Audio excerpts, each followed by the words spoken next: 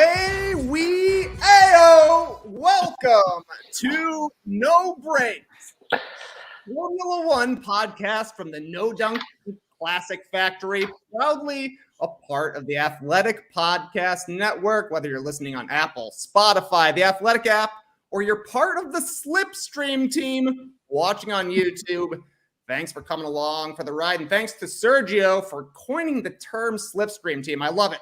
I'm your host today, Trey Kirby. We've got JD fine-tuning things down on pit row, and our guest today is a real No Dunks man of mystery. You hear his name on the podcast probably once a month regarding a variety of topics, including, but not limited to, mountain bike racing, fly fishing, boxing, the San Antonio Spurs, jazz music, international wines, Parliament Funkadelic, Mean Cats, and most importantly today, he's one of the few people I know who was an F1 fan before Drive to Survive came out on Netflix. Graydon Gordian. Oh, thank you. So excited to be here. Gosh, it's a dream come true after all these years to be welcomed onto No Dunks. It's been a long time, man. We've been friends now for about a decade. Met in the early days of the NBA blogosphere. Shout out to 48 Minutes of Hell, your great Spurs site from back in the day. We watched Game 6 of the 2009 Bulls-Celtics first-round series together. That's a bonding moment, Graydon. That we is ended still up in Atlanta. So it only makes sense to finally hop on a podcast and talk about race cars. That day that we watched that in that bar in Chicago, watching the Bulls that day is still, I'm not even a Bulls fan, but it is still maybe my favorite game bar watching experience of my entire life. The place was electric. It was incredible. So fun. Sure, the Bulls winning a Game 6 of a first-round series that they ended up losing is one of the high points of the Bulls since 1998, but I'm 100% with you. I will never forget that day. It was a great time. Speaking of podcasts about race cars, though, we got a new shirt dropping with Breaking T today. You can hit up nodunks.com or breakingT.com/nodunks for this sick McLaren Golf livery-inspired No Dunks racing shirt.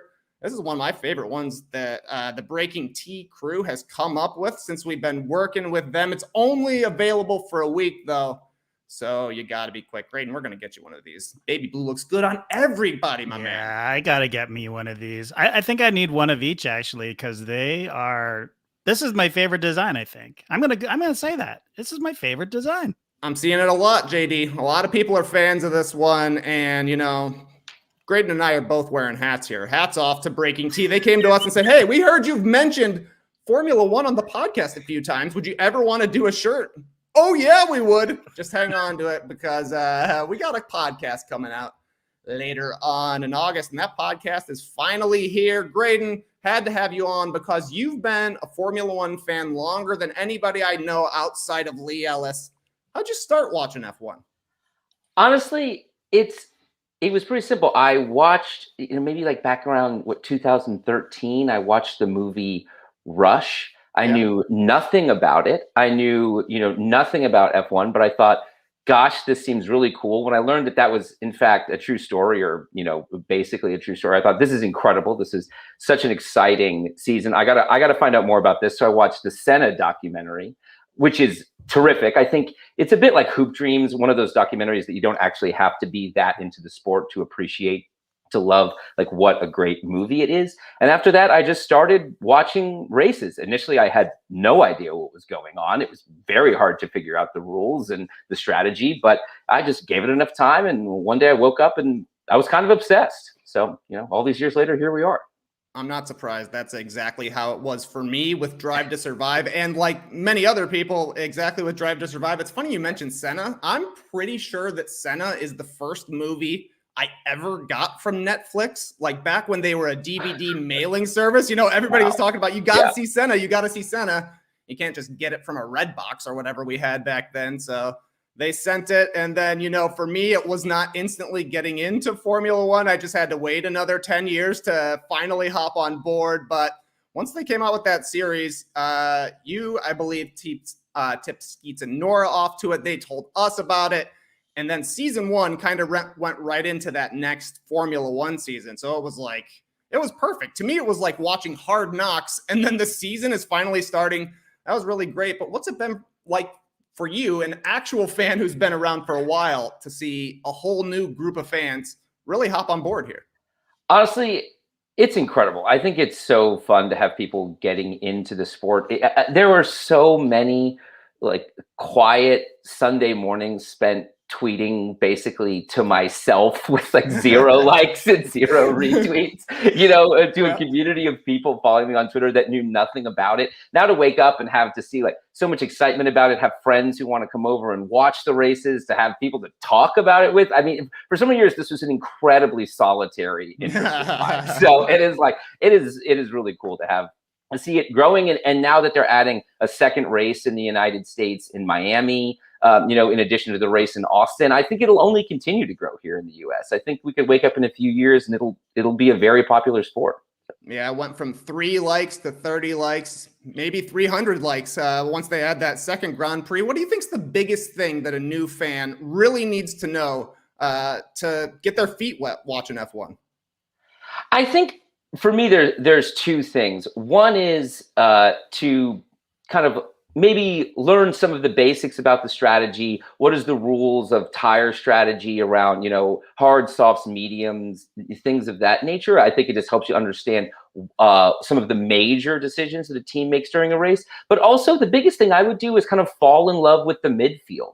The broadcast is always going to focus on the championship leaders. They're going to focus at the guys at the very front of the pack because they're the ones that are vying for a title. But there's so much great racing action that happens in those guys who are in the 4 to 12 spot, the guys who are at the very back fighting for the last few points. That's where some of the best racing happens. So to learn to love those drivers and love that action is a way to really get into the sport. Yeah, I think that's actually super important. You can't just follow the top because, who the top 2 finishers are going to be almost every single week. And you know what it's going to kind of be at the end of the season, just based on how things are coming in. But figuring out who's actually going to be third, the teams who are in contention for third, I think is really exciting. And like you're saying, when, Verstappen or Hamilton is 45 seconds clear of the third place, you better be interested in who's actually coming in third, fourth, fifth here. And I think it's also interesting you mentioned the tire strategy, because that to me was like level 1 of liking Formula One was, look at this. These guys are racing spaceships around a track. This is incredible. Look how fast these go. Look how much they're spending to make these cars. And then once you get into the tire strategy, I think you've leveled up to actually figuring out a little bit what's going on there. I only know this because I have to text you every once in a while. I figured out what the undercut was by myself, but then I started seeing them talking about overcuts. I was like, I don't know about this. I don't know. Tire strategy to me is like, it's like if you had to figure out pick and roll defense the very first day you find out about basketball. And I think the great thing about it is that the teams themselves barely know. There's so many factors that are affecting the conditions out there on the track. Even what they've done in the practices in the days leading up to the race, they're not going to dictate the success of any given strategy. There's always some risk involved. So they're all kind of figuring it out in real time too, which can cause a lot of chaos, which let's be honest, a bit like maybe any sport, F1 is probably at its most fun when things get weird and chaotic. All right, a couple of more questions before we start talking about what's actually been going on this season. Do you have a favorite random Formula One term that you hear and you're like, that's great? Like, I love anytime they mention the chicane. That was one I had to text you about. They mention a chicane every single week. You're like, it's just a turn where there's not a turn. Oh, that makes sense. Love the chicane. Oh my gosh. I love there's, I don't know if it's like a term, but there's so many like weird little rules that they have that I still to this day figure out. Just the other day when Sebastian Vettel got disqualified because I learned that they have to have an amount of gas left in the car at the end of every race. I don't even know what the term for that rule is, but whatever that term is, it's like there's this endless amount of minutia associated with the sport that is just insane. That like I feel it feels like one of these things that no matter how much time you spent watching it, you would never learn all of these rules. You would never learn all of these terms. It's a bottomless pit of like little factoids. So. Yeah, I had no idea about the gas thing either. Apparently, you can't just putter out into the gas station at the end of a Formula One race. Last thing I got to know, Graydon, get your biases out of the way here, man. Who are you pulling for in Formula One? Who am I pulling for? You mean, do I want to win the title or just drivers, who's my favorite constructors? racer? Like, who's your favorites? Oh, so I'm a big Charles Leclerc guy, big time. I just liked him from when he was first coming up. I liked him in Alfa Romeo when he hopped over Ferrari. I said, I'm in on this. He's going to be my guy. I think that also is because when I first came into the sport, it was at a really dominant moment for Mercedes. It still is. And so I didn't want to root for them. I didn't want to just be a bandwagon fan. So I hopped on board with Ferrari and was rooting for Vettel to hopefully take down Hamilton. He was the biggest contender other than Hamilton at that time from another team. But that never panned out. But so for me, I'm a big Leclerc guy. But I also love, Lando Norris is a fan favorite, and I totally get it. He's incredibly likable and super fun to watch. But for me, I'm living and dying out there with Charles. So you're calling me a bandwagon fan for saying that Lewis Hamilton is my favorite? No. But I mean, it's like, true. It's true, Graydon. You can, man. Is Literally, he your the favorite? girls are like, we like Lewis Hamilton. He wins all the time. I was like, fine, he'll be my favorite too. I thought you were a Lando guy. Oh yeah, if they're wearing orange, I'm rooting for him. Lando is my number 2, no doubt about it. But Ham fan, baby, I love Hammer time. I just was like, I didn't want to come in and pick the guy who was just gobbling up championships like they. Yeah, I'm rooting for the Yankees and the Lakers here, no doubt about it. Yeah. But talking about this season, we'll get to the Formula One NBA comparisons a little bit. We've had a nice start to the Formula One season, 11 races so far. 4 different winners, and up top, we got ourselves a race. Lewis Hamilton leads Max Verstappen by just 12 points in the Drivers' Championship. Mercedes leads Red Bull by 12 points in the Constructors' Championship. For me, Graydon, like I've said, I've been watching for like 3 or 4 seasons at this point. This already feels like the best title race in the short time I've been watching. What do you feel, though, about Lewis versus Max this year?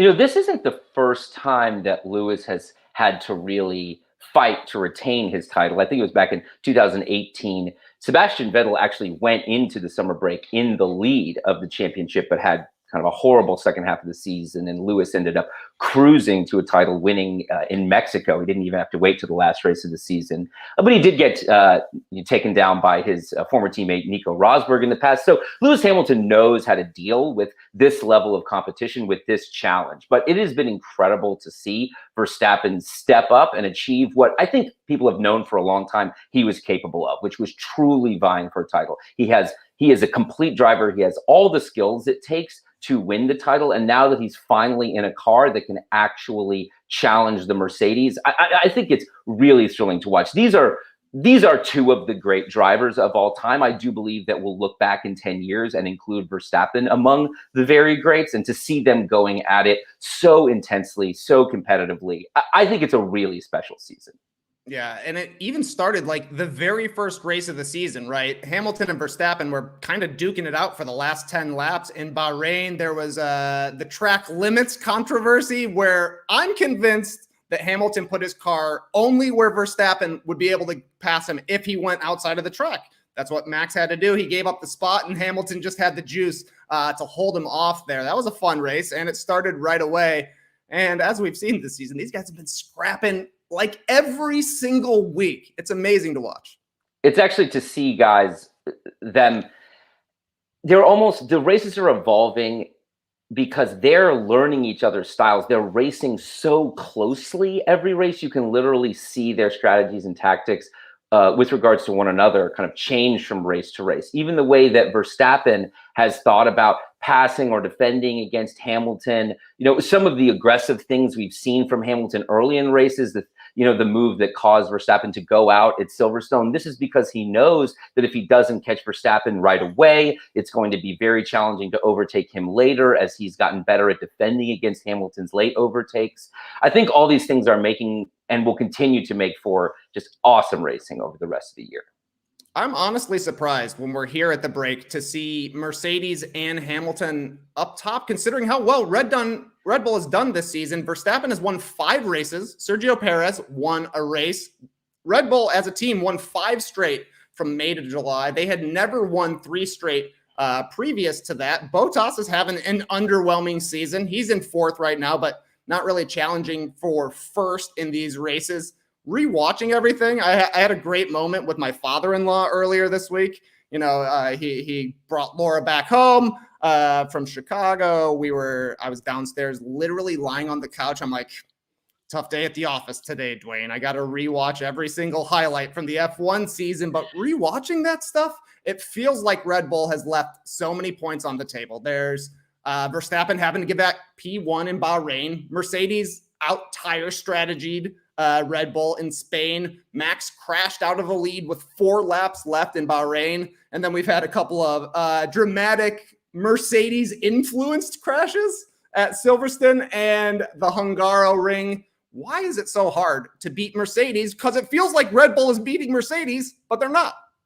This is a classic thing, which is that nobody is as consistent as Lewis Hamilton. He knows that the only way you score points is when you bring that car across the finish line. He's been so good at this over his career. It's the way he's won so many titles. And this is an area where if you had to have a critique of Verstappen, it would be the fact that, you know, he's oftentimes had a risk tolerance that maybe Lewis Hamilton doesn't have. But I don't know that I would blame his DNFs on that this year. You know, the tire blowing up in Azerbaijan or the fact that he got hit by Hamilton in Silverstone, these aren't his fault. They're just unlucky. But those 2 DNFs right there, that's tons of points left on the table. That those would have easily been races that had he just finished, you know, he would clearly be in the lead in the title. Not to mention coming in, pretty, I think, 9th at Hungary or something like that. Did he even score points there? I forget exactly his position. But long story short, I think that I actually am very bullish on his chances later in the season because I think they're realizing, listen, the most important thing is keep the car on the track. We have plenty of speed to beat Mercedes outright. We don't need to take extreme risks in order to win these races. So let's just make sure that we play it maybe a little bit safer than Verstappen has historically and, hopefully bring home the title is what they're thinking. Yeah, it's almost like you get the champion's advantage in boxing, right? Where if you're the challenger, you really got to beat him. And in Formula One, it feels like there are times when Verstappen's like, I can't just hope that Hamilton messes up because that's not going to happen very often. It did happen in Bahrain. Like he went outside of the track, I don't know, like maybe 9 laps left. And that's, Verstappen made back time, that kind of stuff. But that does not happen very often, no doubt. There's an awesome video. I don't know if you've seen this yet, Graydon, on the F1 YouTube channel talking about the battle between Lewis and Max this season. You get to see all these various dust-ups they've had, and you get a little bit of the backstory on the historical significance of this season. Lewis Hamilton right now tied with Michael Schumacher, 7 world titles. Hamilton looking for his 8th. Max Verstappen has never won a title, looking for his first, obviously. And I know the goal was that he would be the youngest ever champion, which is currently Lewis Hamilton, but I think that's out the window right now. That being said, it's just like a matter of months. And Verstappen, he's still only 23. So my question for you, Graydon, whose legacy is this season going to be more important to? Is it going to be winning an 8th title for Hamilton? Is that a bigger deal than Verstappen getting his first one? I think for Hamilton, there's more at stake legacy-wise, just in the sense that I think to win an 8th title for a lot of people would cement him as the greatest of all time. Overtaking Schumacher's 7 titles is something that I think at the time nobody thought could be done. I just don't know that anybody believed we'd ever see a run along the lines of what Lewis has done. It's huge to think he might do that and that he might not even be done. The reason I say it's not as important for Verstappen's legacy is, one, I think there's no shame in losing to Lewis Hamilton. Tons of incredible drivers have done that. And then 2, as you said, he's only 23. He has years and years left. Lewis is what, 40? I think what if Verstappen races for 17 more years? You have to think he'll get chances to win titles. He almost assuredly win titles. I'd put money on it. So I think that for him, he's got a lot of career left to, prove that he's one of the greats. Well, it feels like the battle for number one is going to be tight all season long. But like we said, Graydon, you can't just follow the top of the table. Best of the rest. It's a real thing. Right now, we've got Ferrari and McLaren tied for third in the Constructors' Championship, 163 points apiece. And then the Triple A's of Alpine, AlphaTauri, and Aston Martin a little farther back. Who's impressed you the most in this group? So for me, I'm most impressed by Ferrari only in the sense that I didn't think Ferrari would be where they are right now. I didn't think they would seriously contend with McLaren for third, much less be tied at this point in the season. I figured that McLaren would actually cruise to third.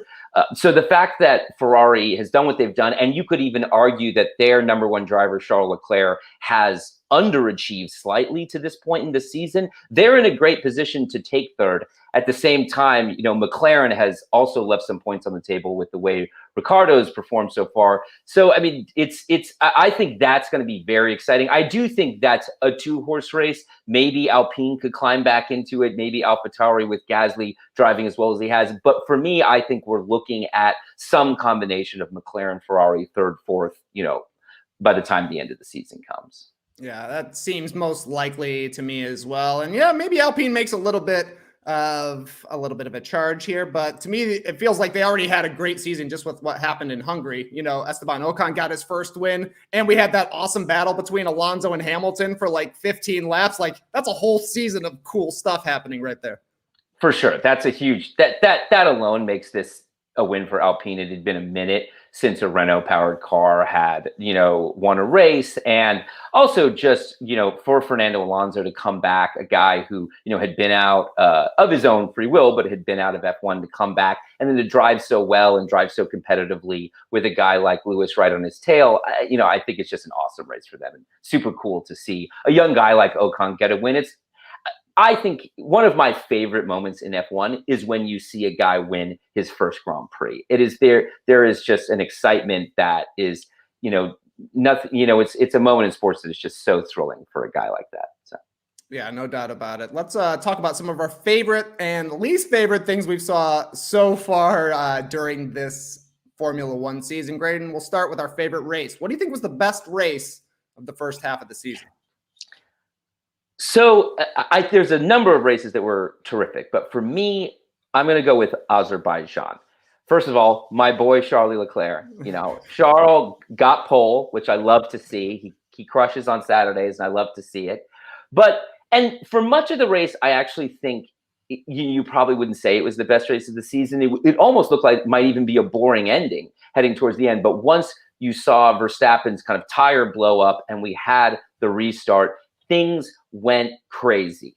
He locks up, Hamilton locks up his brakes and misses the first turn, out of the main straightaway. Perez slips into first, which he holds off. And then you see some incredible racing from Pierre Gasly, Charles Leclerc, and Lando Norris over the last few laps as they battled for the last podium place. That, for me, if you're new to F1, go back and watch those guys on those last few laps. It is just awesome stuff, so intense. That was my favorite moment of the year. And also just to see a race you don't see more often, where both the two title leaders walked away with 0 combined points. It's not every day you see that, which for me makes it, my favorite of the season. Yeah, like you're saying, it was that Azerbaijan was so crazy because it looked like Verstappen had this one wrapped up and then his tire just completely blew with maybe 4 laps remaining, not very much.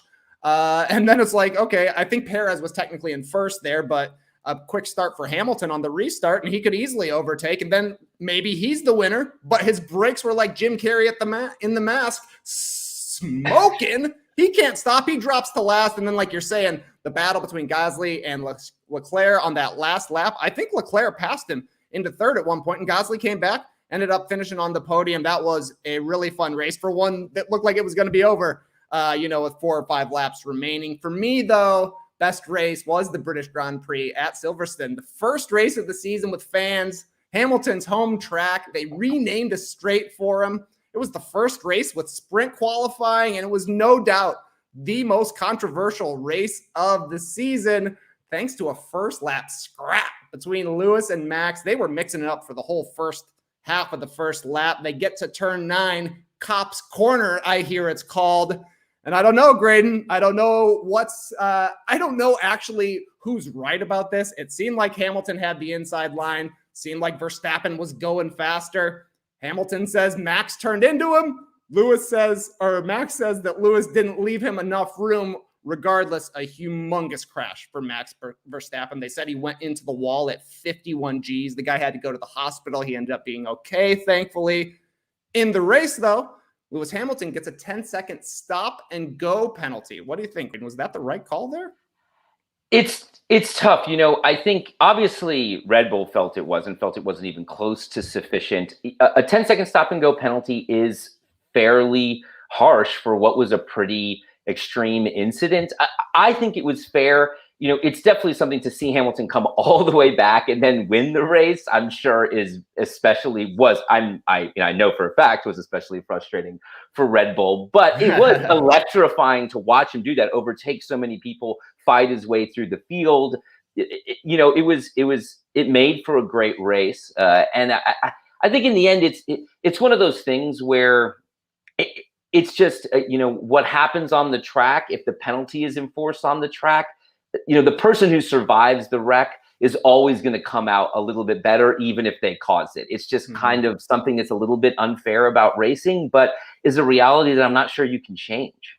Yeah, and it seems to me that most of the other drivers were like, probably just a racing incident. And, Red Bull already has a reputation for complaining about stuff. But, man, that was a nasty crash. Anyways, Hamilton gets his 10-second stop and go penalty. I think he serves it on lap 31 of a 52-lap race. Comes out in fourth. He overtakes Lando pretty quickly to go into third. He catches up to Bottas. Bottas lets him through to second at lap 40. At that point, Hamilton's 8 seconds back of Leclerc with 12 laps left. I'm sure they said it was hammer time, and it definitely was. Hamilton finally tracks down Leclerc, passes him with 2 laps remaining, and he passed him at Cop's Corner with basically the same move that he used on Verstappen earlier. The crowd's going crazy. They cut to the Mercedes paddock. Tom Cruise is there for some reason. He's loving it. He's going crazy, of course. Hamilton gets the W, narrows Max's lead at the time. Leclerc finishes second. He led most of that race, a really great drive. And, Bottas gets a little tip of the cap there at third, thanks to the team orders. I thought it was very funny that Hamilton afterward was like, what a great sportsman Valtteri was, letting me win. That's truly great sportsmanship. But yeah, super controversial race and a ton of fun. We'll move on to biggest surprise of the season. What's a driver or a team or whatever that surprised you during this first half? For me, so there've been a lot of surprises this year, but for me, the biggest surprise is Williams with 10 points at the break. A lot of people thought Williams were going to improve. You've got new ownership. You have a new team principal. They're making new investments into the team. And with 2 great young drivers, we thought that they wouldn't be as bad as they were in years prior. But with 10 points, they now have more points than they had combined in 2018, 2019, and 2020. Wow. All 3 of those seasons together, they only scored 8 points, including 0 last year. So to have 10 at this point in the season is a huge step forward for them. It's an awesome achievement. Super excited for them. Super excited for George Russell to finally get some points after, so many races. I think he had become the driver who had driven the longest with a single team without having scored a point for it. So it's nice that that's no longer hanging over his head. So it's starting to show that, you can come back from being a back marker, to make the investments, put in the time, build the car, and you can start to inch your way back. And I think in a few years, we're going to wake up and see Williams as a competitive team again. So really, really excited, but admittedly, pretty surprised where they're at. Yeah, no doubt about it. Hungary was a fun race. A hilarious start from Bottas. Looked like me playing an F1 video game where you just floor it because you can't figure out how to gently ease onto the throttle. Crashes into everybody. So Williams was able to pick up some points there. They're definitely of the back marking teams. It's them, Alfa Romeo, and Haas, right? They're beloved, at least. Williams is, and everybody thinks Russell's a future champion. Do you agree? I do. I think he's a supreme talent. Once he's in a faster car, which I think it seems fairly likely he might be driving the Mercedes next year. I think you'll see him probably win a race next year, or at least be on the podium several times. And I do think that he definitely has what it takes to be a champion. There's a lot of young guys with championship, medal, but he's definitely among them. And you're right, it did take a crazy race like Hungary to get Williams into the points, but oftentimes that's what it takes for a back marker to start scoring points. Things have to get a little wild, which Hungary is certainly seeing. A single car restart with Hamilton is about the wildest thing I've ever seen. Totally, man. So I truly had never seen anything like that. So, but nonetheless, they made it happen. That they kept the cars on the track, and were rewarded for it. Yeah, and there's been crazy races before where Williams hasn't scored points, so hats off to them. My biggest surprise, I see Colin White said the same thing here in the Slipstream team. I never thought Carlos Sainz would be just as good as Charles Leclerc, and that has been impressive to me. Sainz came over to Ferrari this season. Right now, he's got a lead on Leclerc, 83 points for Sainz, 80 for Leclerc, and I think it just comes down to the DNFs, right, Graydon? Because Leclerc has qualified higher in 8 of the 11 races. He's finished higher in 7 of 11 races, but Sainz has a couple of podiums to Leclerc's 1. Obviously, Leclerc had the major setback at Monaco where he won pole and then crashed on the last lap of qualifying, wasn't able to start.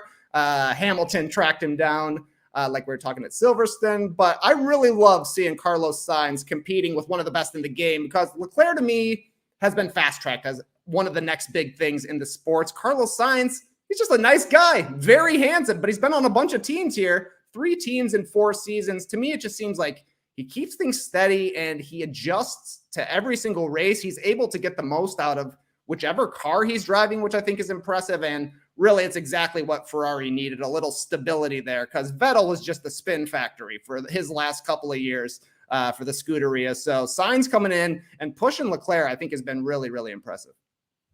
Oh, yeah, I couldn't agree more. Sainz is so consistent, and his consistency is what's keeping him competitive. I think you're right. Leclerc's ceiling is much higher, and if he can cut down on these DNFs, cut downs on some of these self-inflicted wounds like he had at Monaco, he's probably still in the lead. And I suspect that he'll have more points than Sainz by the end of the season. I would be very impressed if Sainz can keep this up in the second half of the year. But I do think that the reason you're seeing Ferrari where they are in the overall standings is because, as a second driver, Sainz is so reliable and is getting the most out of the car week in, week out. Speaking of the car, one of the biggest challenges that F1 drivers complain about is adjusting to a new car and moving from McLaren to Ferrari. You're talking about 2 very different styles, different engines, different aerodynamics. The fact that Sainz has picked it up as quickly as he has, very impressive. Well, that's a great segue and a great question from Arthur in the Slipstream team. He says, ask Graydon what's going on with Ricciardo. He's being terrible this year. Let's talk about our biggest disappointments. Graydon, get us started, bud. He is my biggest disappointment. I'm very surprised at Daniel Ricciardo. You're talking about a guy with 7 race wins, a guy who knows how to get up on the podium. And, he's 63 points behind his teammate, Lando. I understand Lando is having a spectacular season, maybe the best season outside of, easily the best season outside of anybody not named Max or Lewis. But nonetheless, for Danny to be floundering down in 9th, it's a huge disappointment. I know he's disappointed. He's complained about challenges with the car. Perhaps there's issues with, I think, the braking style. He's kind of famously known as the last of the late breakers, and he's claimed that he can't necessarily drive his very aggressive style into turns. But nonetheless, I think it's a shock, and you'd hope you'd see real meaningful improvement, because clearly the car is capable of a pace that he's just not matching.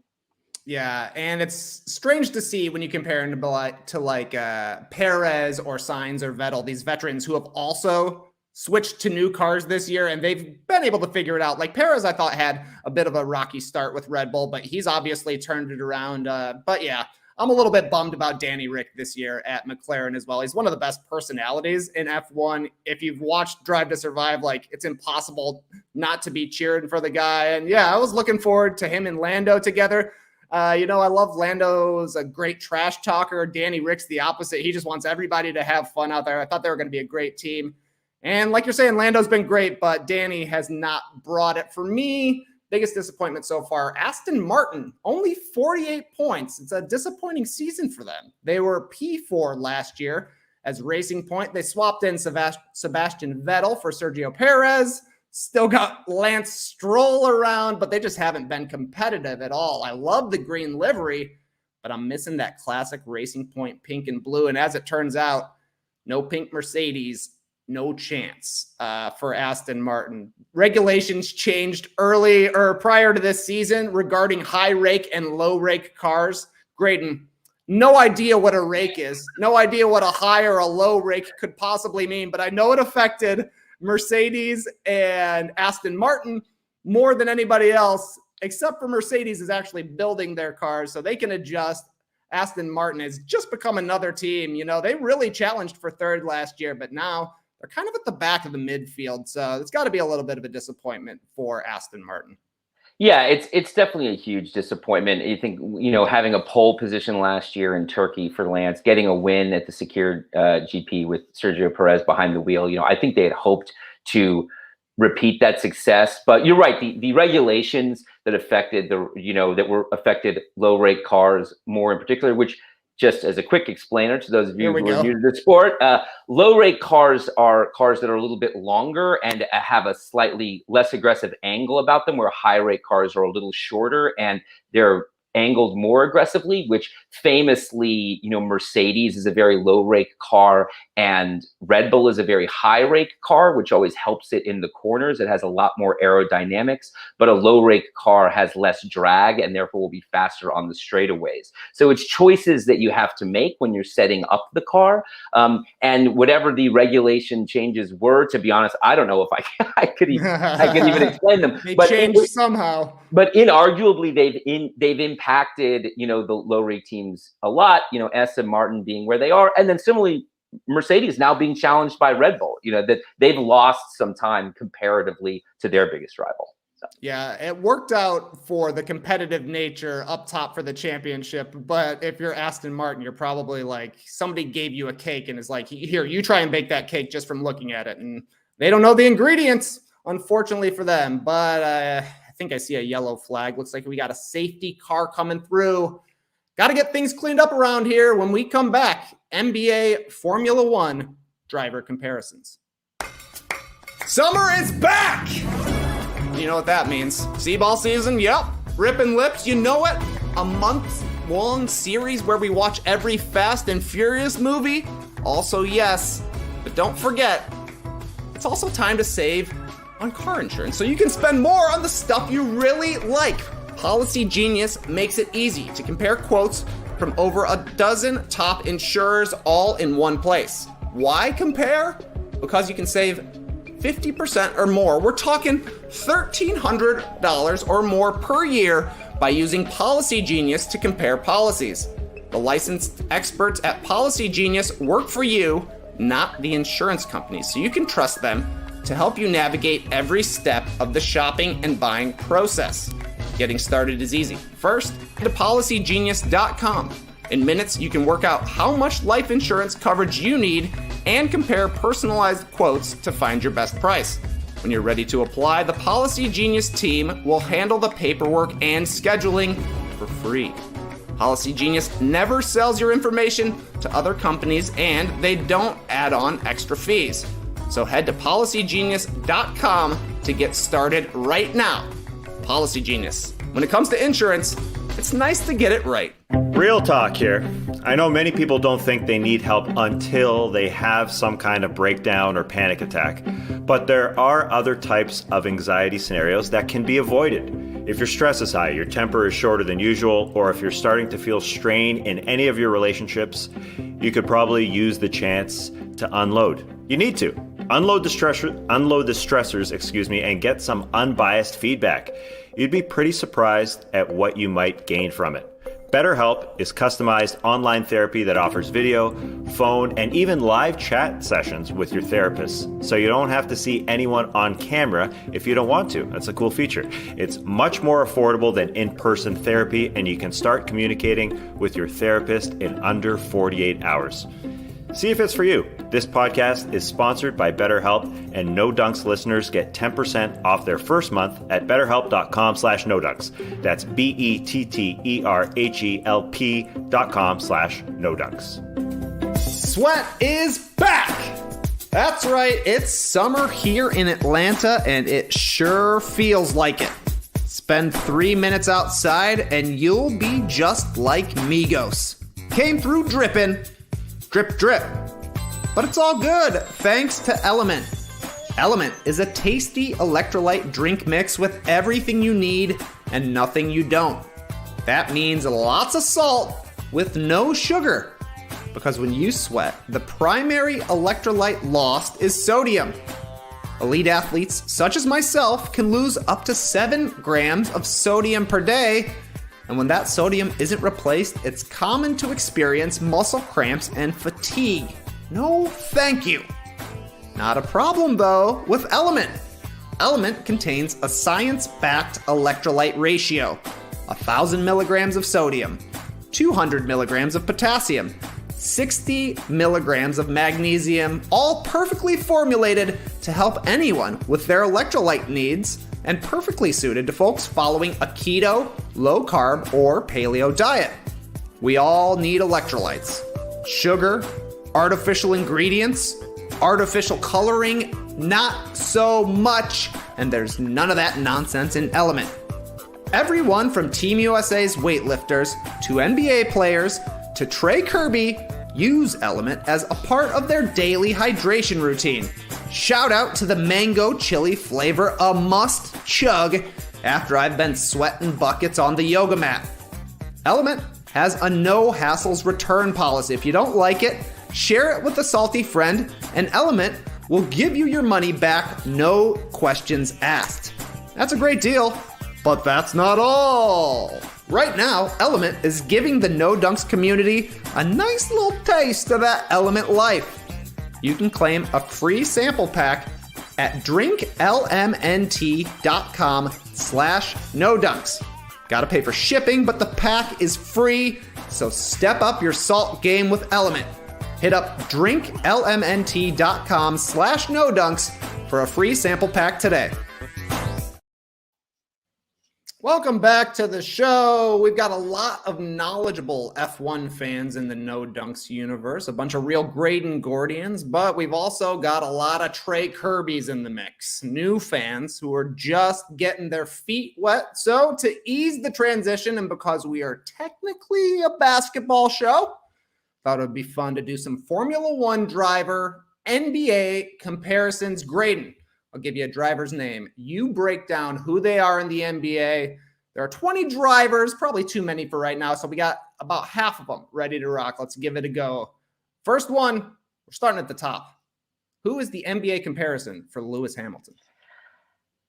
This one is probably the easiest because there's really only 2 people you could compare Lewis to. And for me, as the modern day GOAT, he's got to be LeBron James. He's a complete driver. He's a complete player. He does everything for you. But it's not just about what they do on the court or the course. It's about the fact that LeBron has his burgeoning media empire. He's got interests outside of the game. So does Lewis Hamilton with his fashion line. He's got myriad interests. They're just huge personalities whose impact on global culture are going to transcend their time at the top of their sports. For me, it's the way that MJ is to LeBron, Schumacher is to Hamilton. Yeah, I think that's a pretty easy one, and you're seeing it in the Slipstream team all over the place. Lewis equals LeBron. Both are chasing a Michael. I like that point, Jerry. And both are seen as whiny by their haters. That's absolutely true as well. Becoming a Lewis Hamilton fan, I felt like I was becoming a LeBron James fan in 2010. Next one up on the list. Who is your NBA comparison, Graydon, for Max Verstappen? This was a tricky one because I actually struggled to think of this one, but I decided that for me, it's really about who is a guy who maybe to some is a villain, but to people who maybe would hate a LeBron James or hate a Lewis is a hero, is the guy who's looking to knock him off of that number one spot, is now maybe finally being thought of as the greatest in his respective sport. For me, it's Kevin Durant. He's Okay. the only guy that vies really meaningfully, challenges the other one for the title of greatest today. I think that's great. And earlier on this year on the podcast, somehow Skeets and I got talking to, do you think Kevin Durant knows who Max Verstappen is? Just is he aware of who he is as a person? My vote was for yes, because KD is always about the zeitgeist. To me, he would have to know a little bit about the Drive to Survive series. And as a competitor, I'm sure he's interested in other sports around the world. Yeah, I think this is a pretty solid one too. KD as Max Verstappen. You're seeing some Luka Doncic love as Max Verstappen here. And I think that's probably fair too, though. Max is probably a little further along in his career than Doncic is right now. Let's move on. Lando Norris, who's his comparison? Lando, love this one. So what are we talking about here? You're talking about a guy with an electrifying style that fans love. You're talking about a baby-faced assassin. You're talking about a guy that is pushing his team to great heights, perhaps faster than anybody thought they would. For me, Lando is easily Devin Booker, who I think people love to watch. He's easy to root for. He's likable. He's got, the young looks, but he's taken the team all the way to the finals pretty early in his career. I think that's similar to what Lando is doing out there on the track today. That's a great call. I did not expect a Devin Booker, and I think it works even better because didn't McLaren put like a Phoenix Suns logo on their car for one of these races during the finals? Did they? I hadn't even thought about the orange. Sure the orange thing. I hadn't even thought about that. That's pretty good, man. I was thinking maybe Trey Young, and honestly, once you started describing it, I was like, oh, I can't believe I'm going to go 3 for 3 on these, but curveball with Booker. That's really good. Moving on, Valtteri Bottas. Who is his NBA comparison? Okay, so Valtteri, what are you talking about here? You're talking about a second fiddle, but a guy who is supremely talented, a guy who really is terrific at what he does, but has faltered at some really big moments and has been overshadowed because he plays alongside a guy that's actually won titles. For me, this guy is, and lastly, a guy who, despite being great and despite playing on a great team, can be a little chippy with the media from time to time. I think he's Paul George. Oh, I think he's not the best player on his team, despite being really great. But when he's at the highest stage, sometimes he doesn't make it happen. I think that's a pretty fair comparison. I thought it was a little disappointing this year that we didn't even get the fake buzz of can Bottas challenge Hamilton for the title. Like that wasn't even part of the discussion this year. It was 100% focused on Lewis and Max. Do you think that Bottas is going to be done at Mercedes after this year? I do think he's going to be done at Mercedes after this year. I think I'm 90% confident Russell takes the seat. In fact, I'm interested to see, is Bottas even going to hang around in F1? Is a backmarker team going to want him, or are they going to want to take a bet on a younger talent that they think they can, build into over the coming years? Yeah, what is Bottas's rep around Formula One? He started with Williams, if I'm not mistaken. He's been at Mercedes now for a while, and there were a couple of years where at least he was pushing Hamilton a little bit, but this season and last season, he's really seemed to fall off. I think he is a terrific talent. He was a great driver with Williams, and when Merck brought him on, they were super excited. And for the first few years, he was the perfect pairing because he was happy to be a second driver to Lewis, where prior to having him on there, Nico Rosberg and Lewis had an incredibly tense relationship, and the sort of animosity there was something that Mercedes was really looking to avoid. But Bottas has floundered as he's gotten more and more frustrated with being the second fiddle, with having to, obey team orders, let Hamilton through. There's, he's done it this year, but there's a few instances in the past where Bottas was almost sure to win a race and in fact had to let Hamilton through incredibly controversial team orders to come down, from Toto Wolff and the rest of the team there. So I think that as that started to come to light, I think it's just kind of caused his career to, sour a little bit. And I think he's sputtering to an end. I see some people in the Slipstream team are saying that Lewis Hamilton would prefer for Bottas to stick around Mercedes because he's clearly the number one as long as Bottas is there. Whereas if Russell comes over, he has the relationship with Toto Wolff, and Russell's tabbed to be one of the next big drivers in Formula One as well. Do you think Lewis Hamilton cares at all who's the second driver at Mercedes? Oh, I think he absolutely cares. And I think the Slipstream team is 100% correct. In fact, that's probably the biggest thing that Bottas has going for him is that Hamilton is going to be a huge advocate of keeping him because that Hamilton's going to be a huge advocate of keeping him because I think that he doesn't want the challenge that Russell's going to pose. Russell's going to come in. He's going to be very aggressive. He's going to intend to make his career. He's the guy that Mercedes is going to see as the future of the team. And I think it's not going to be as extreme as what you saw with Vettel and Leclerc because Vettel was probably, further past his peak than Hamilton is. But I think that, old guard, young gun tension would absolutely be there. Whereas Hamilton is, clearly, undisputably the number one guy as long as Bottas is still there. That's great. I love it. All right, let's move on. Who is an NBA comparison for Daniel Ricciardo? Ooh, okay, so this is a good one. So who are we talking about here? We're talking about a fan favorite with a big personality. We're talking about a guy with a super aggressive style that reached great heights earlier in his career, but more recently has bounced around from team to team and hasn't been able to recreate the magic that he maybe had earlier on when he was teamed up with some really exceptional young talent. You're talking about, for me, with the last of the late breakers, you're talking about the fastest of the fast breakers. You're talking about Russell Westbrook. Interesting. And Westbrook, I guess I would say that Ricciardo is a little bit more beloved than Westbrook is. Westbrook is maybe a polarizing guy, and everybody loves Ricciardo, but that's not bad. I don't, like I said, I hopped in season 1, Drive to Survive, and at that point, they were talking about Max Verstappen perhaps becoming the youngest world champion ever, but they still wanted Ricciardo to be able to do something and be a successful driver as well. And it seems to me like he's the guy that they've said has the championship pedigree the entire time. He's got the incredible nickname, the best nickname on the grid, no doubt about it. The last of the late breakers, but just hasn't been able to put it together. So from that perspective, I definitely see the Westbrook comparison.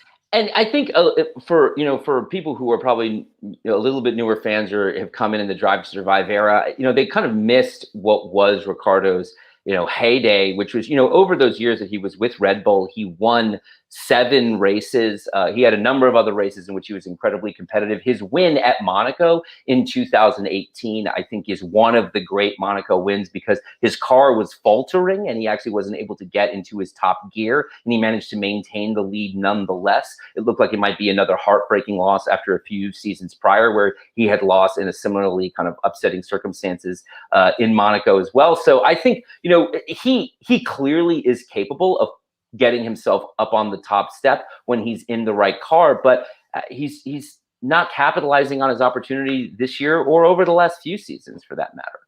And just like Westbrook, he has been bouncing around a lot. Is that just the way of F1? You're on top of the world and then suddenly there's a younger driver who's going to be faster than you, and you start feeling the pressure. Like that happened with Vettel and Leclerc, like you're saying. That happened with Ricciardo and Verstappen, and maybe it could happen with Hamilton and Russell as well. I think the thing that we forget about F1, or not forget, but maybe what is such a huge gap between other sports that Americans watch a lot of, is there are only 20 spots in this entire sport. There's 15 guys on an NBA team. This is basically like one NBA team's worth of positions, especially when you limit it to just the top teams that are actually contending. So it is incredibly competitive, and I think that there is always, and these teams, they're only going to be so sentimental about holding on to a guy who's been there for a long time, especially because there's a lot of cash associated with every position, in the standings, up that they finish. So, they're going to be aggressive. It's hard to, and you see a lot of turnover, especially given this incredibly talented young generation of guys. They're going to put a lot of pressure on the old guard here pretty soon. Has that always been the case that there are great, 20 to 24-year-old drivers? Because that's the thing to me. I'm always like, man, they're doing Vettel dirty. What's Leclerc ever done? That guy he did one season at Alfa Romeo, whereas this guy's a world champion. They're just getting rid of him, but it's the right move. I know I was more happy to drive fast when I was 20 than when I'm 37, you know? I would actually say that it's actually maybe the opposite. Well, I would not say this is standard. I say it's a little bit new that over the years, the F1 is getting younger and younger and younger in terms of the age of the drivers. It's why you see we're consistently breaking the youngest driver to win a championship, youngest driver to win a race. Things like most of those records have been set in the last 10 or so years, whether they were by Vettel or Verstappen or whomever. So I think that's it's if you actually go back to the very beginning of F1, guys were much older. Guys were even in their 30s when they were first getting a drive. Now that's a ways back in the 50s or 60s, but I think that you're seeing a lot of young guys get a shot because they're eager to get the new talent in and prove whether they've really got it. At the same time, though, what's really interesting is you're seeing the old guard hang on. Hamilton, Raikkonen, Alonso, Vettel, these guys are really deep into their career, and they're still holding on with drives, and some of them competing at a very, very high level, with Hamilton in particular. So it's kind of actually splitting in both extremes. Yeah, you don't want to be in the middle, it sounds like. I know the drivers at least look a lot younger than they did, because I was watching something about like the closest championship races in F1 history determined by points. And like they showed Nigel Mansell with his helmet off. I was like, they were letting a 50-year-old man drive a Formula One car around there? It seems a little bit unsafe to me. But speaking of older gentlemen, moving on to our next comparison. Who is your NBA comparison for Fernando Alonso? Ooh, okay. So what are we talking about here? We're talking about a veteran guy who has got a ton of savvy, borderline tricky, some might even say dirty, but a guy who is nonetheless respected, will be respected as one of the all-time greats, certainly as a great defender, as we just saw the other day in Budapest. He's going to be one of the all-time greats, despite the fact that he didn't win nearly as many titles as some people thought he might at the beginning of his career. I think he's CP3. He's Chris Paul. Interesting. I actually really like that because Chris Paul has not been my favorite basketball player over the course of his career. And the things that rub me the wrong way about Chris Paul are like his controlling nature and the way he goes about things that displease him. And season 1 of Drive to Survive, I was like, anytime they showed Alonso, I was like, this guy is complaining again. Like it just seemed like nothing was ever his fault. But like you're saying, I missed the peak of Fernando Alonso when he was one of the best drivers in the world.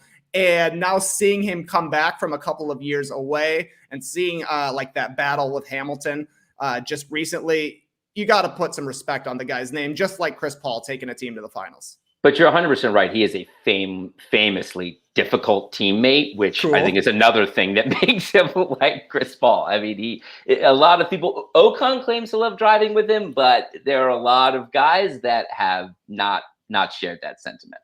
Well, Ocon should love it. He got a win. He got his first career win thanks to Fernando Alonso playing that defense. A lot of people were saying maybe Fernando Alonso was going to be either Kawhi Leonard or Lou Dort for the way he shut down Hamilton for a while there. But moving on, who's your George Russell comparison? He's come up a few times so far on the podcast. So for me, and this name has already been mentioned by some of y'all listening. For me, if you're looking at George, you're talking about a guy who's a supreme talent, who's gonna define the sport over the next decade, a person who dominated in the earlier in his career before he came up to the big leagues, but has struggled to realize his potential so far because he hasn't been surrounded by the pieces he needs to really compete for a title. For me, George Russell is Luka. Oh, okay.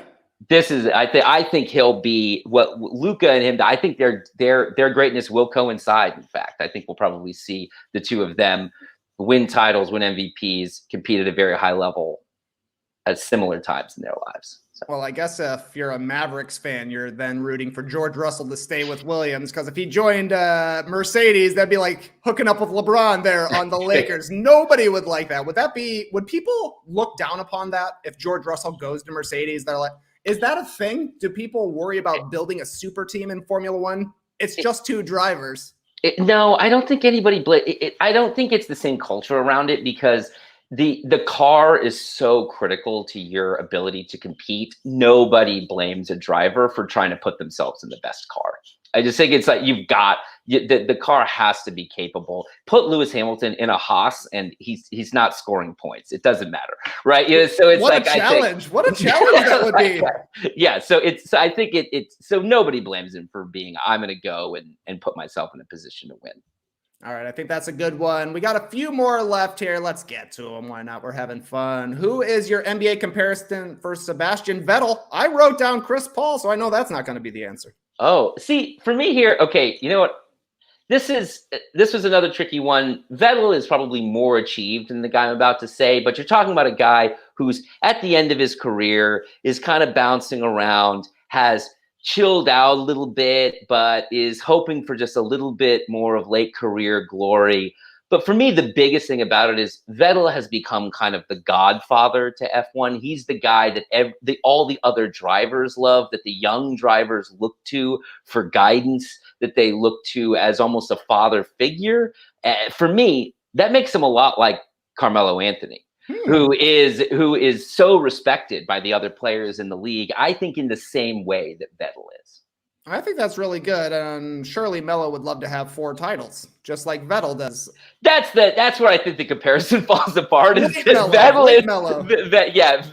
was, is going to go down as, one of the greats with 4 straight titles. Melo never did anything quite like that. Maybe we'll count his Olympic titles and say that, he's had it. Yeah, I think that's fair. Yeah, that's definitely fair. I don't know much. I don't understand how Red Bull came into the sport and instantly won a bunch of titles. My guess is they just paid a whole bunch of money to make their car the best.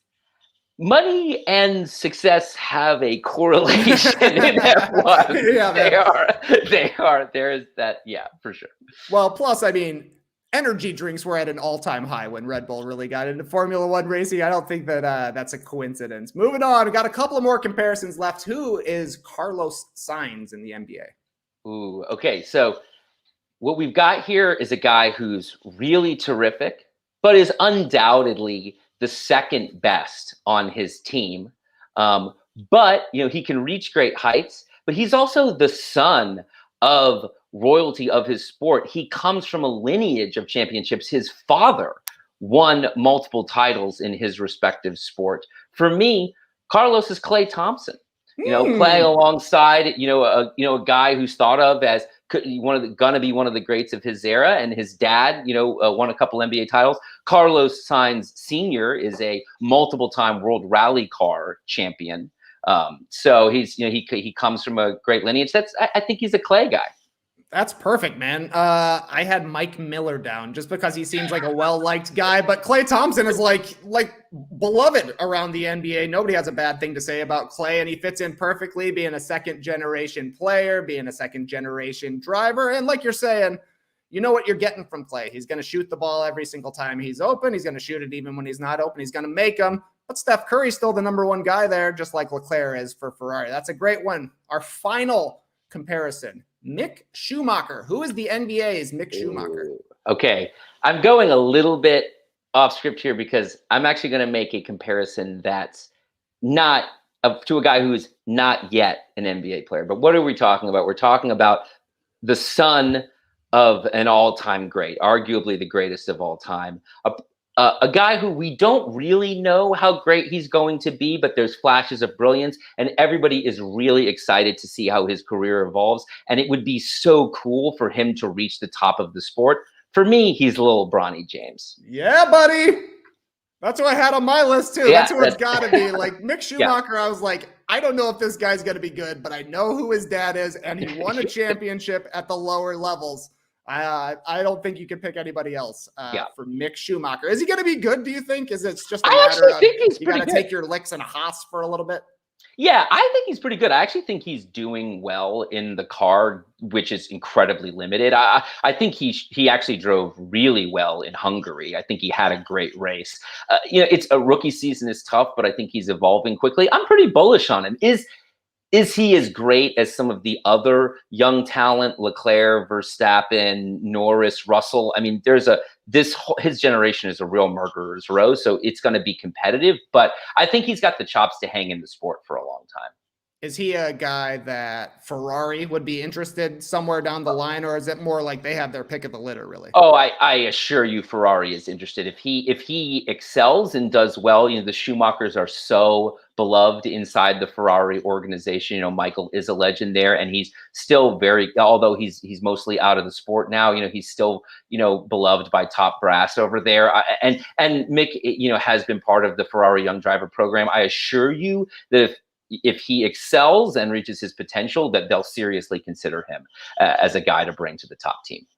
Incredible stuff, Graydon. Those are your F1 driver NBA comparisons. I've got one last one to make that I've seen in the Slipstream team a few times. JD is Toto Wolff. The way he's just holding it down for us in the background, making things actually happen out here and making all the right calls for us. And speaking of the right calls, we got to take one more break. When we're back, a little preview for the second half of the season. Check out this opportunity. We're finally not selling you something. This is a free shot to do something cool, so listen up. We have teamed up with the Royal and Ancient Golf Club of St. Andrews to offer you the chance for a once-in-a-lifetime experience to be at one of golf's biggest events in 2022. We're giving our listeners the chance to be at St. Andrew in Scotland for the 150th Open Championship next summer. You will see the likes of Tiger Woods, Rory McIlroy, Phil Mickelson, and defending champ Colin Morikawa battling out to be the champion golfer of 2022. And you and your friends and family can be there by entering a ballot today at theopen.com/theathletic. The Open is one of the most prestigious events in sport, and this 150th Open at St. Andrews in 2022 will be a special one. So for your chance to be there, head to theopen.com/theathletic and enter the ballot for the 150th Open at St. Andrews in 2022 today. That's theopen.com/theathletic. Well, I'm not going to lie. I've been putting off doing this Indochino ad for the stupidest reason ever. Let me back up for a sec. Indochino came on as a sponsor a few months ago, and they offered us a voucher. Basically a free shirt. But I didn't want to do it because I didn't want to go through all the custom measurements because I didn't want to see the results. It's all this extra pandemic weight on me I won't shut up about. It's like looking at your credit card statement after you get home from vacation. You just don't want to see the damage you've done. But somehow that'll make it real. But you know what? I'm taking my own advice. Well, actually, it's the great Stacey London's advice. And I've said it on the show before. Shop for the body you have, not the body you want. I mean, it's great advice. And you know what? Literally everyone looks good in custom-made clothes. So yeah, I broke out the measuring tape, input all the numbers on Indochino.com. It was easy. And now I have a custom-made shirt headed my way, and I'm pretty damn excited about it. Indochino offers completely custom-fitted suits, shirts, casual wear, and more at surprisingly affordable prices. Every piece is made to your exact measurements, and you can customize every detail. So if you're buying a suit, you can customize literally everything on it. The fabric, the lapel. You can monogram it and get a statement lining. Ooh! You can create a suit that fits you and your style perfectly. Indochino is now open at select Nordstrom stores, giving you even more ways to get great fitting, personalized clothing. Find your nearest location at Indochino.com. Right now, you can get $50 off any purchase of $399 or more by using code NODUNKS at checkout. That's $50 off a purchase of $399 or more at Indochino.com. Indochino.com. Promo code NODUNKS. Well, Graydon, I finally exceeded track limits. Completely botched it. We had 10 names lined up, and if you were paying close attention, you may have noticed I only asked 9 names really quickly. Hit me with your Charles Leclerc NBA comparison. Oh, well, he is my fave after all. And I think with Charles Leclerc, you're talking about a guy who is the most storied team in the sport is pinning their hopes and dreams to the man. He's thought of as a complete driver and a complete player, his NBA comparison. But are they actually contenders? They wish they were, but they're not there yet. For me, he's Jason Tatum. Ooh, interesting. One of the youngest guys out there, if I'm not mistaken, as well. So that's a great comparison as well. And a hollowed team, Ferrari, the Boston Celtics, and like you're saying, the hopes and dreams are alongside or on the shoulders of Jason Tatum. It almost makes me wish that you had picked Carlos Sainz as Jaylen Brown. Another number 2 there. It's something that could work in the future as well. But great stuff. Sorry, I completely botched it, man. I feel like we were at the Monaco Grand Prix and I was the guy trying to take the right wheel off of Valtteri Bottas's car, and I just couldn't do it. Just smashing that thing on again and again and again. Bit of a bummer, but at least we got it in there. We got the second half of the F1 season starting this weekend. Currently, another 11 races on the schedule, potential 12th to be added later in the season, and F1 is coming back hot. Got a triple header on deck, starting with the Belgian Grand Prix at Spa this weekend. Practice Friday, qualifying Saturday, race on Sunday, the 2020 podium, Hamilton, Bottas, Verstappen. Classic. Graydon, what's special about Spa? Spa is genuinely my favorite race of the year. It is so beautiful to see them racing through the Ardennes forest in Belgium. It's one of the most spectacular to watch on TV, and I'm sure would be incredible to watch, in person. It's an incredibly fast course, a bit like Silverstone or Austria in that way. So the guys who did well there, you might suspect, would do well here. It's the longest track of the season, but it just has so many magical moments that are so many hollowed corners, special parts of it, especially the first sector, La Source, Eau Rouge, Radillon, and onto the Kemmel Straight. That is one of the great sections of any F1 track on the calendar. So this for me is my favorite weekend of the year. I'm very excited. Well, just like we say with every episode of Survivor, sounds like a great time to get in this weekend. Who does the track favor? You say it's a fast one, but also a long one. I think historically, before Ferrari kind of, had their struggles, they were always great here. They had great engine power. But I think, listen, who was really going to contend to win at this track? It's going to be Max and Lewis. I think their cars are clearly the fastest here, especially over time. I think Ferrari can do well here, as we've shown them been able to improve on their race pace over the season. And we saw them perform very well at Silverstone, which I think is a track that has, some similarities to this. I think other, but again, it's tough to say. There's always, so much craziness that can, throw a race, make it haywire. That being said, there's a lot of passing opportunities here, especially on the Kemmel Straight, which I believe is the longest straight of the year. So, if you're talking about the cars with the pure pace, are the ones that are probably going to end up at the top. All right, tell me if this is true from Nebraska Jones, who says Spa has 2 of the top 8 corners in F1. Is he? I mean, he's got to be. He's probably referring to Eau Rouge and either La Source or Radillon, which I completely agree. For me, Eau Rouge, that moment is they go up that hill and they kind of sweep left and then sweep right. You see it. It's an iconic shot. Is I think one of my favorite moments in F1 all season long. So not wrong. He's not. That's the next level. Liking cars, level 1. Learning about tires, level 2. Having favorite corners is level 3. Next time we do this podcast, I'm gonna break down my favorite corners for you, Graydon. From Spa, we go to the Dutch Grand Prix at Circuit Zandvoort for the first time since 1985. The only question I have for you, Graydon, do you know who was on the podium at the Dutch Grand Prix in 1985?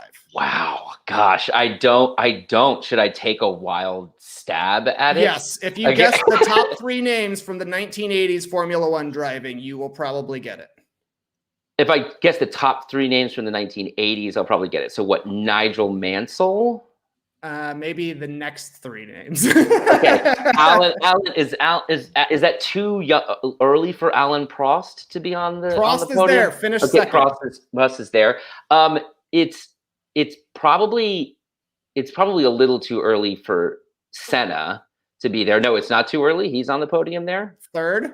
Okay, wow. And then who would be first at this time. Niki Lauda. Maybe. There you go. There you go. Yeah, once I saw that, I was like, I can ask this question. I know these three names. I've seen these movies. I don't know anything about this track. Do you? I know it's one of the slower tracks, I believe, in the circuit. It's got so it's going to be more similar to probably like Abu Dhabi or Singapore, I think. Or no, actually Singapore might be not a good comparison, but nonetheless, I think you're not necessarily going to see the top speeds that you see at Silverstone or Spa.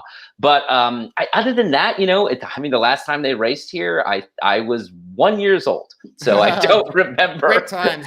I don't remember the race. I assume there will be a giant Verstappen fan section there. A lot of them. So I'm looking forward to that. Final leg of our triple header, the Italian Grand Prix at Monza. That was a crazy one last year. Pierre Gasly, first win of his career, ended up on the podium with Carlos Sainz and Lance Stroll. There's that great shot of them on the podium up above the empty crowd, and nobody was there. Kind of a bummer they didn't have anybody to celebrate with, but some incredible shots. We got other notable dates on the back half of the schedule here as well, Graydon. The United States Grand Prix at the Circuit of the Americas down in Texas, October 24th. Like you said, we're getting a second Grand Prix here in the States next season, but it's the only one right now. Laura's dad and brother went to the NASCAR Grand Prix at the Circuit of the Americas down there. Said it was awesome. I think Chase Elliott won in a rainout. My question for you, when are we going to one of these U.S. Grand Prix? Oh, I'm down to go anytime. That is the only Grand Prix I've been to live, is the U.S. Grand Prix. I went in 2018. I actually saw Kimi Räikkönen win there. The last race he won, the last race he'll probably ever win. And I thought it was incredible. I had wondered, is this going to be as exciting as it is on TV? If you can't follow the guys as much, maybe you've got a little bit less information. But at the end of the day, watching them so closely, pass by lap after lap, inch closer to one another, when you see one of those kind of long overtakes that takes 10 laps to evolve as somebody chases someone down, it's so cool to see live. The crowd is totally electric. It's a really fun space. I would huge rec if you are into F1, whether you've been into a long time or just now getting into it. Go to the race in Austin. It's a great time. Is it a full weekend thing? Are you there for practice and qualifying or the race, or are you just a race man? I would do qualifying in the race. Practice, if you are a huge diehard, you go to practice. That's like, practice is a bit much. It's not that exciting.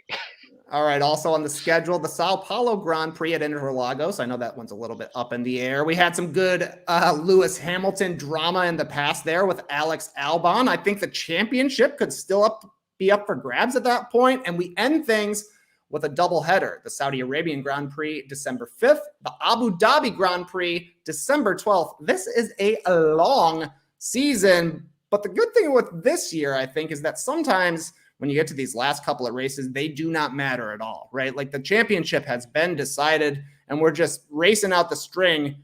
Do you think these ones are going to count this year? It feels like it. It doesn't feel to me like somebody's going to be 30, 50, however many points clear like we've had in the past seasons where they wrapped it up. I think we've had Hamilton wrap it up in recent years in Brazil, in Mexico, maybe some other places. So it's definitely there. I don't see it happening. It's just too close. It's too tight. I don't think anybody's going to give an inch right up to the end. I think at the very least, you might still see people, even if the driver's title is wrapped up, you'll still see them competing for the constructor's title, which I think is going to be very tight as well. So I think there's going to be a lot to race for all the way up to Abu Dhabi. Sounds like we might need to run this podcast back the week after Thanksgiving, but that's for the future. Now it's time for predictions. Can't let you leave without getting some skin in the game. Graydon, who wins the Drivers' Championship? Who wins the Constructors' Championship? For the Drivers' Championship, I'm going to go with Max Verstappen. I think he's been the better driver to date this year. I think he would clearly be in the lead if it weren't for a few very prominent DNFs. I think that he has what it takes to put it together and take the title away from Mercedes. It won't be easy. It's going to be the fight of his life. Clearly the toughest thing he's ever done out on the track. But I think he's got what it takes. I think he has the talent needed to beat Hamilton. So does that mean you think that Red Bull would therefore win constructors as well? I actually don't. I actually think that Mercedes hangs on to the Constructors' Championship. I think that they have that Sergio, while he's growing into the car and performing better, is just not as comfortable with the car as Bottas is behind the wheel of the Mercedes. I think Bottas has a lot to drive for, trying to save his seat, trying to save his place in F1 in general. I think that they'll both I think that Bottas will put it on the podium enough times that Mercedes actually will win the constructors title, but we'll have a split championship this year. What happens when they have a split championship? Are you even happy? Max would be happy. He's Max the champion. would be happy. Lewis, I have to imagine, would be disappointed. It happens from time to time. It hasn't happened in recent years because Mercedes has been so dominant, and then before that, Red Bull and Vettel were so dominant. But it actually does happen. Historically, there's plenty of examples of it. We're just modern F1 fans aren't that used to it. Well, we got a poll up on our YouTube page where you can go and vote. We asked who will win the 2021 Drivers' Championship. 51% say Lewis Hamilton, 49% for Max Verstappen. I mean, that's as close as the real races are. I'm throwing my hat in with Hamilton. You got to beat him. Let's see somebody do it. How about third place, though, Graydon? We're talking, let's talk constructors here, because more than likely it'll either be another Red Bull driver or another Mercedes driver who's third in drivers. But what about for the Constructors' Championship? You think Ferrari is going to be able to pull this off? For the constructors, I think actually Ferrari does pull it off, because I think that Leclerc to date is underachieving and actually can step up his game. I think he's going to get on more podiums. I think it's even possible that he'll take a win before the end of the season. Meanwhile, Lando is basically driving perfectly. And if he continues to drive perfectly, they'll be very competitive. But I just wonder, I think it's possible. It's only a DNF here or there for Lando, even for faults not his own. Suddenly they slip back.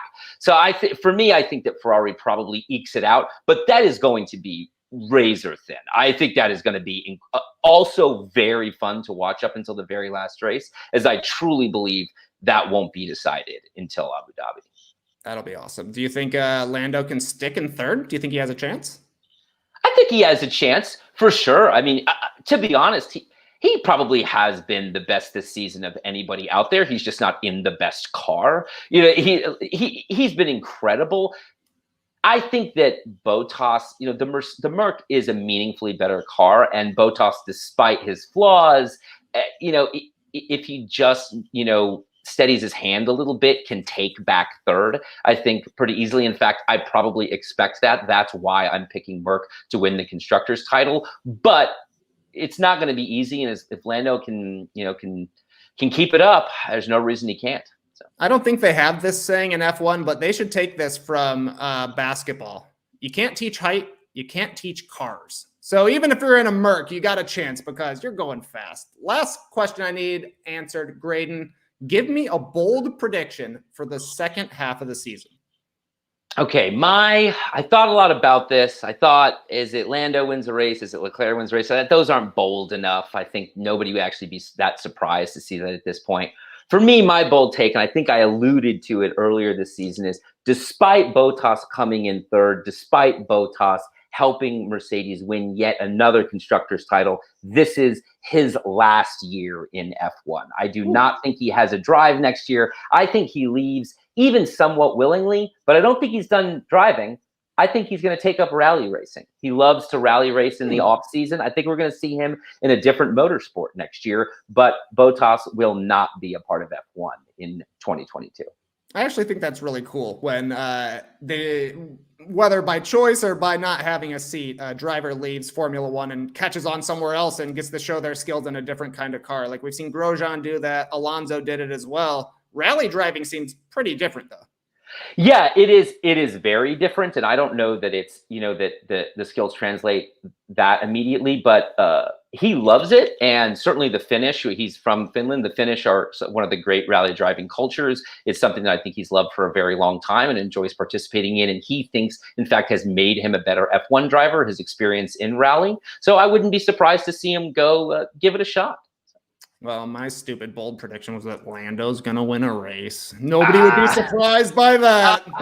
Man, Sorry, what a casual this guy is. gosh, he's in third. He's in third. You got to think that he's right there. Yeah, he's been killing it. 3 podiums this year, the most after Hamilton, Verstappen, and Bottas. He had 15 straight finishes in the points before Hungary. He's been finishing in the top 5. He just needs a little luck to end up on top of the podium. It's going to happen this year. Gonna happen. That'll do it for the inaugural edition of No Breaks. Graydon, my man, you hooked me up with golf clubs last week, and now you're making this F1 podcast sing. Thank you so much. Where can the people follow you, my man? Oh gosh, you can follow me on Twitter at Mr. Gordian. That's where I'm at. It's where I'm tweeting about F1. It's where I'm tweeting about the NBA, and probably sharing photos of my cats. So if you're interested in those 3 things, I'm your man. So. Yeah, and if you're interested in more Formula One talk, drop us a line somewhere. Send us a tweet, leave a comment on this YouTube stream, shoot us an email, whatever. If you want more Formula One talk, maybe we'll run it back before those last couple of races. And make sure you hit up Breaking T for your No Dunks racing shirt. Just released today, only going to be available for a week. You can get that at nodunks.com or breakingt.com/nodunks. We will be back on Friday with the 4th installment of Fast Friends, breaking down 2009's Fast and Furious.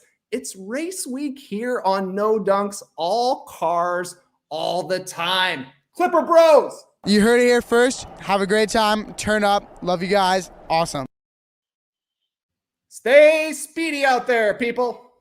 You could stay, ooh, every day, and I'd be happy every minute.